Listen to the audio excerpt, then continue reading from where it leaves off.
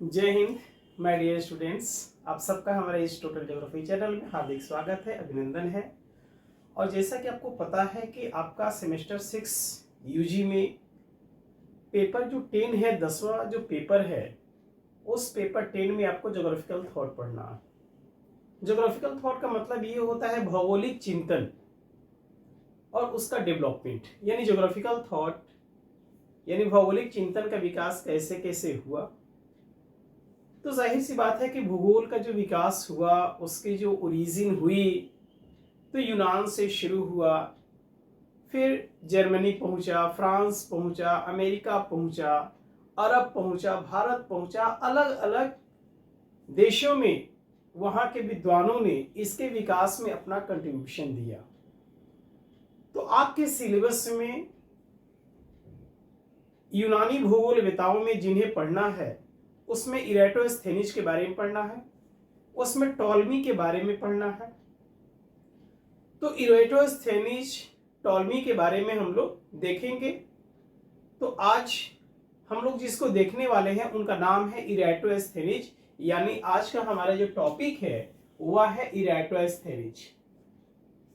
नाम है इरेटोस्थेनीज।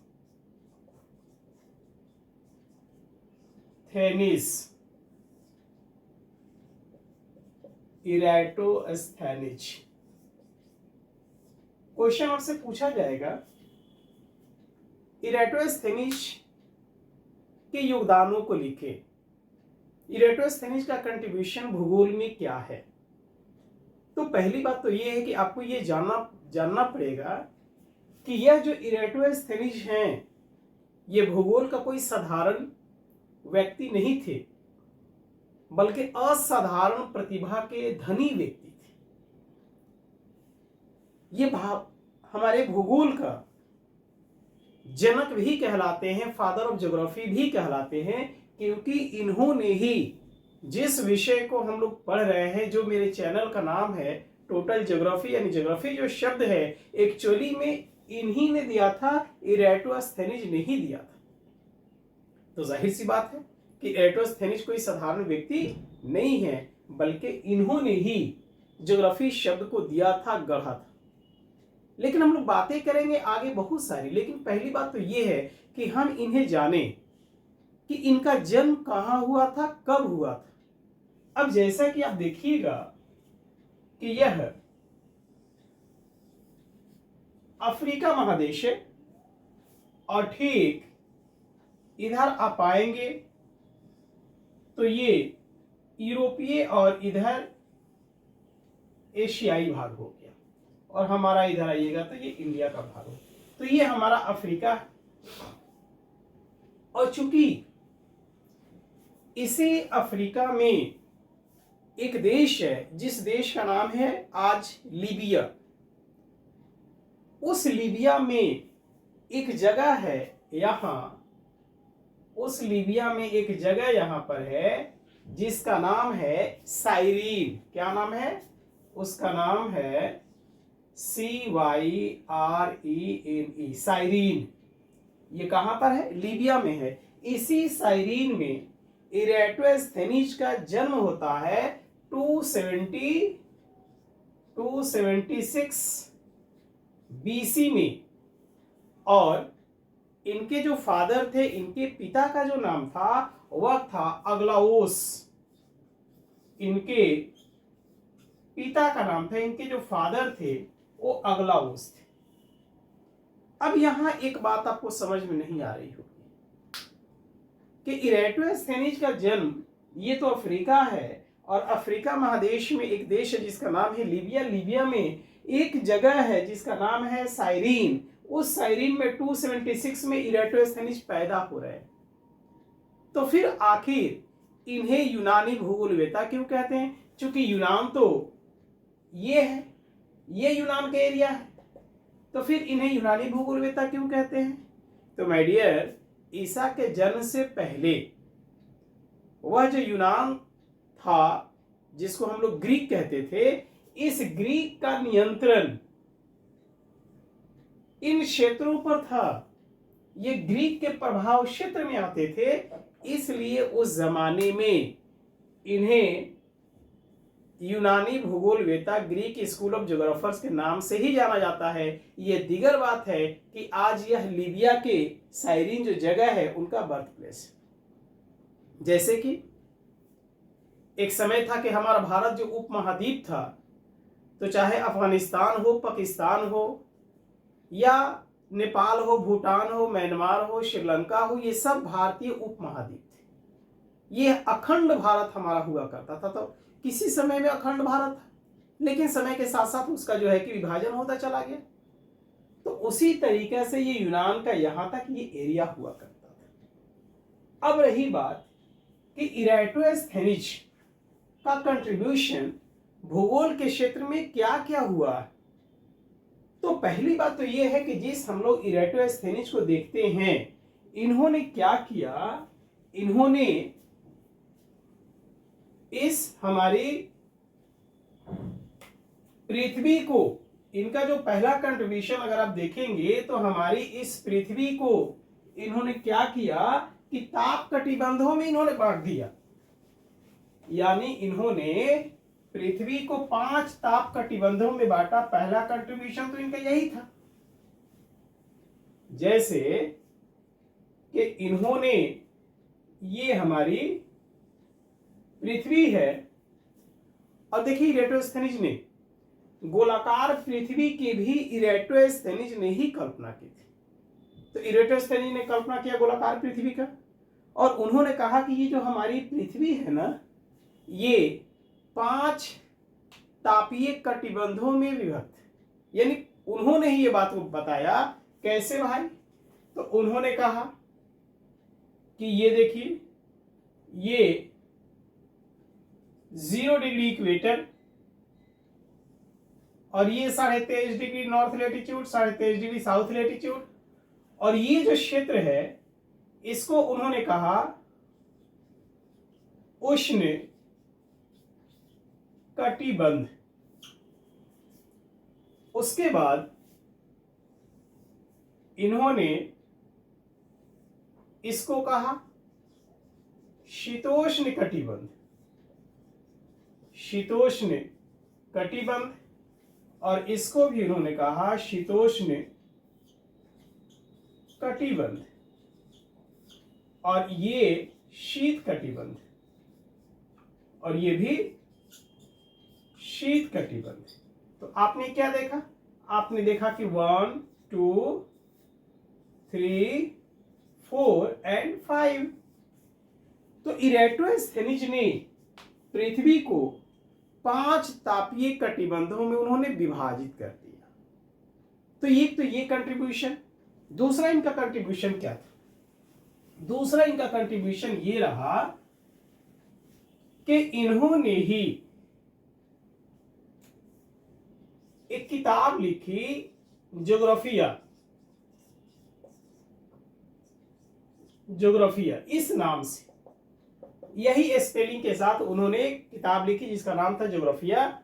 इनसे पहले ये शब्द किसी ने नहीं गढ़ा था, किसी ने नहीं दिया था, तो इन्होंने ये नाम दिया और इसी नाम से उन्होंने किताब लिखी जिसका नाम था ज्योग्राफिया। और इस शब्द को गढ़ने की वजह से, देने की वजह से इन्हें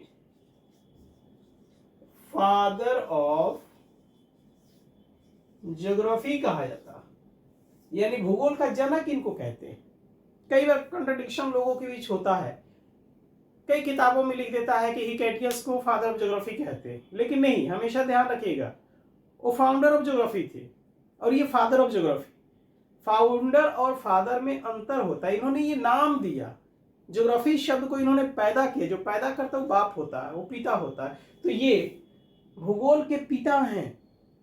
लेकिन फाउंडर की जो बात आएगी, भूगोल का एक आधारशिला जो रखा कि भूगोल की स्टडी कैसे होनी चाहिए, ये हिकेटियस ने बताया था, इसलिए उन्हें भूगोल का जो है फाउंडर कहते हैं।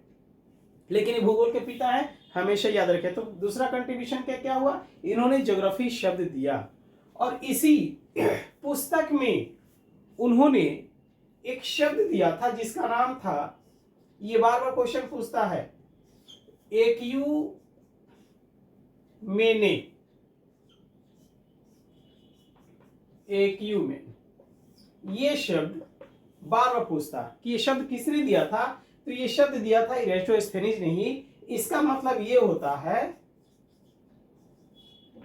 हैबिटेबल, यानी वास योग्य।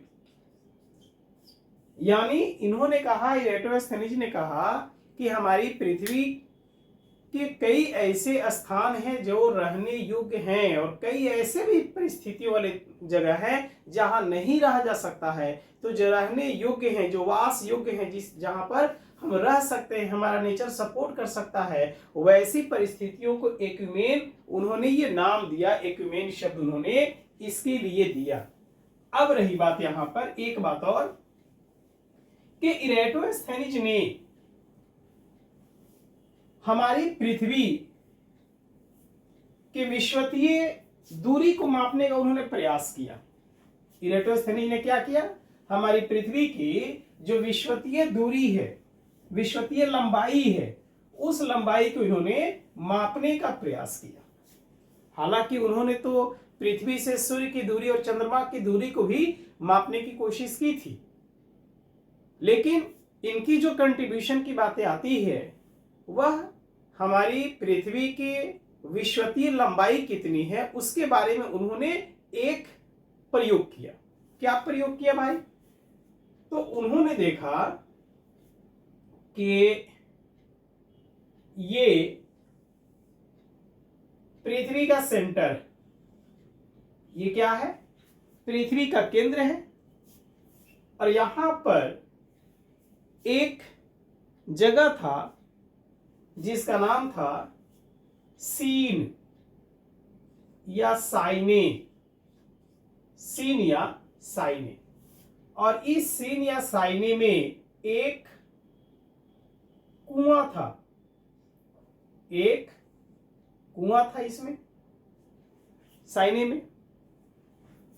और यहां पर एक जगह था जिसका नाम था अलेक्जेंड्रिया। नाम क्या था? अलेक्जेंड्रिया। ध्यान में रखिएगा, नाम था अलेक्जेंड्रिया। तो ये अलेक्जेंड्रिया है, यानी इसको हम ए से लिख रहे हैं, ये अलेक्जेंड्रिया। इस अलेक्जेंड्रिया के पास एक खंभा गड़ा हुआ था, पिलर। अलेक्जेंड्रिया के पास क्या था? एक पिलर गड़ा हुआ था।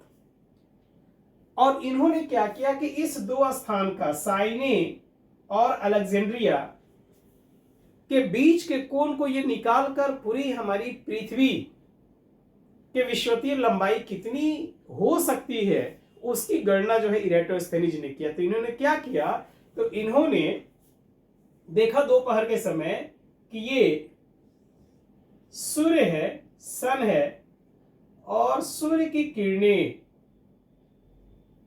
इस साइने में जो कुआं था, ये क्या था? कुआं था यहां, इसमें बिल्कुल लंबवत आ रही थी। और यहां पर जो है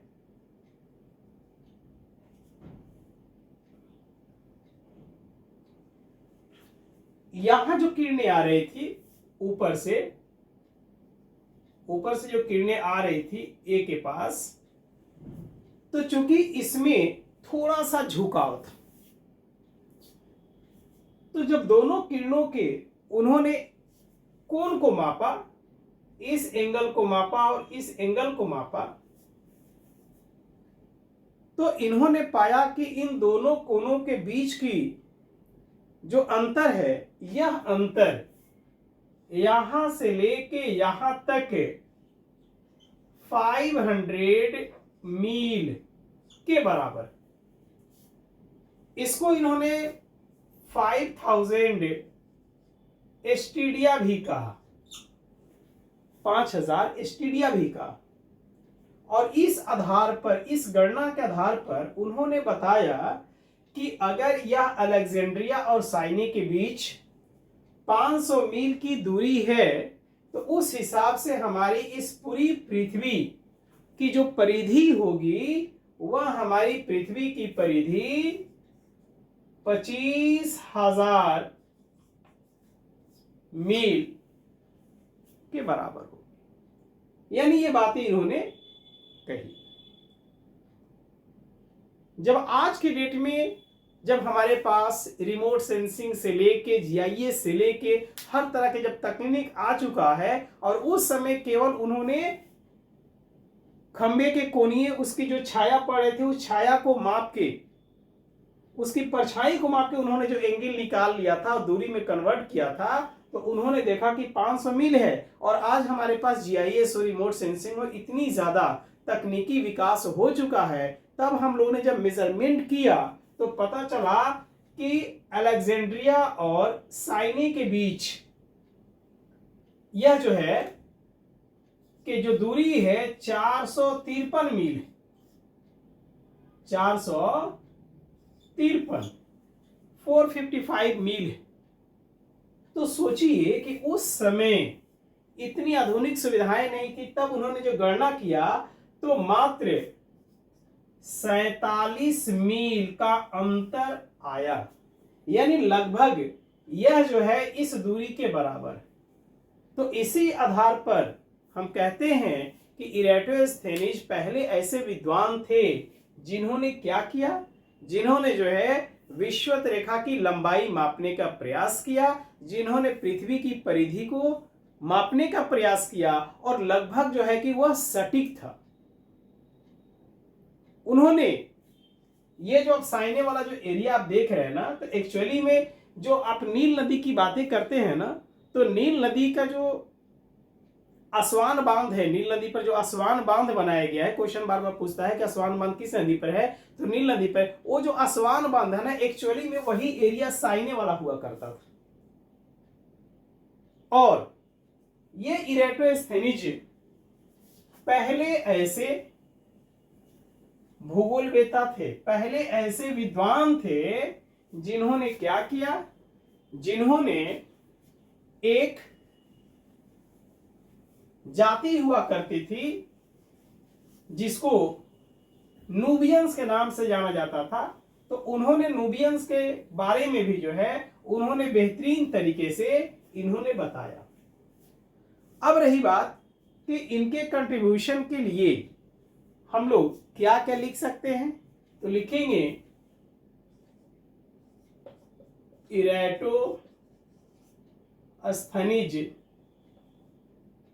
इरेटोस्थनीज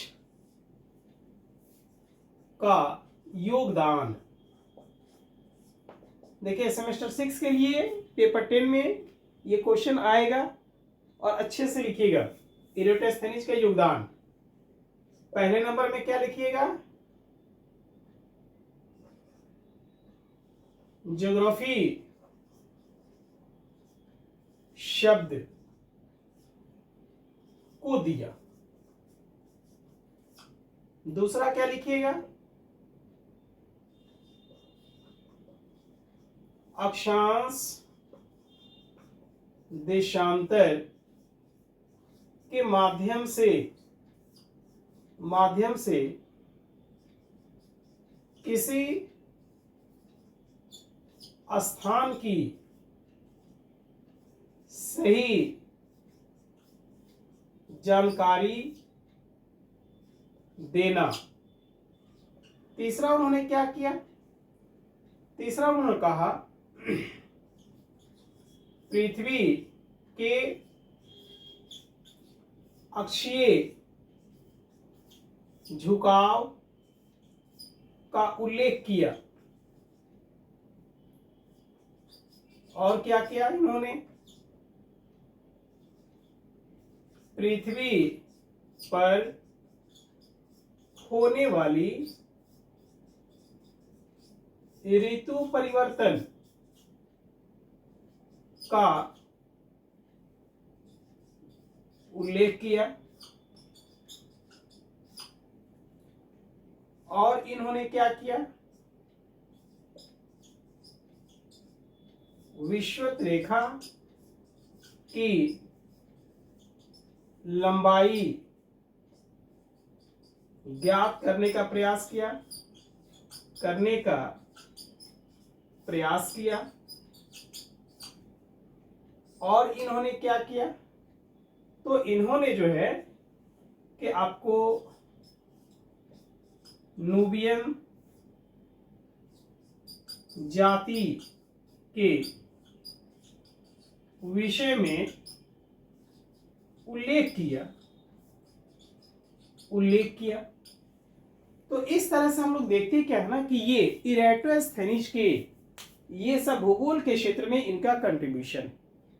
मैंने शुरू में बताया कि उन्होंने ज्योग्राफी शब्द दिया, इससे पहले किसी ने ज्योग्राफी शब्द नहीं दिया था। और चूंकि ज्योग्राफी का मतलब ही है कि दो शब्दों से बना हुआ है, जियो प्लस ग्राफी, यानी गोलाकार पृथ्वी के बारे में लिखना या पढ़ना, उसके बारे में अध्ययन करना ज्योग्राफी है। दूसरा, उन्होंने अक्षांश देशांतर के माध्यम से किसी स्थान की सही लोकेशन को पता करना। ये वैसे विद्वान थे जिन्होंने बताया कि किसी स्थान के एग्जैक्ट हमको लोकेशन पता करना है तो हमें लेटिट्यूड्स एंड लॉन्गिट्यूड्स के माध्यम से उसके बारे में जानकारी प्राप्त करना होगा, तभी हम लोग सही से जो है उसके विषय में हम लोग देख सकते हैं। और पृथ्वी के अक्षीय झुकाव के बारे में उन्होंने उल्लेख किया। चूंकि पृथ्वी हमारी झुकी हुई है, जिसकी वजह से क्या हो रहा है, ऋतु परिवर्तन होता है। यही वजह है कि एक समय कहीं पर अगर ग्रीष्म ऋतु रहती है तो कहीं पर दूसरी जगह शीत ऋतु, तो कहीं वर्षा। इस तरह से ऋतु जो परिवर्तन होता है यह पृथ्वी के मूल कारण है अक्षीय झुकाव का, और दूसरा कारण उसका परिक्रमण है। लेकिन मूल कारण क्या होता है, एक्सियल इंक्लिनेशन, यानी जो टिल्टेड है 23.5 डिग्री।